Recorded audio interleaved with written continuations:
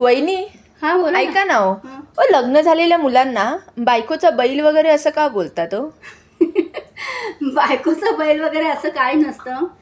बघा, कुठलीही मुलगी लग्न करून येते ना, तर त्या मुलाच्या जिम्मेदारीवर येत असते. बरोबर तर आहे. त्याचं कर्तव्य असतं की तिची काळजी घेणं, तिला हवं नको ते बघणं, थोड्याफार गोष्टी तिच्या ऐकणं.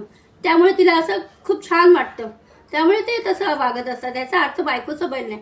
हा, पण त्याच्याबरोबर तिची पण जिम्मेदारी, मुलाची पण आणि मुलीची दोघांची जिम्मेदारी आहे. त्याला बैल बोलू नये झालं तर तिने पण त्याची तशीच काळजी घेतली पाहिजे, त्याच्यावर तसंच वागलं पाहिजे. बरोबर. म्हणजे नवरा असं चांगलं वागतो तर आपणही त्याचा सन्मान करून आपणही तसं वागलं पाहिजे चांगलं, आहे ना. बरोबर. आणि कुठलंही नातं असू दे, एकाच्या खांद्यावर जेवढं वजन टाकणार ना तुम्ही, तेवढा तो वाकून जाणार आणि एक दिवस ते ओझं काढून ठेवणार.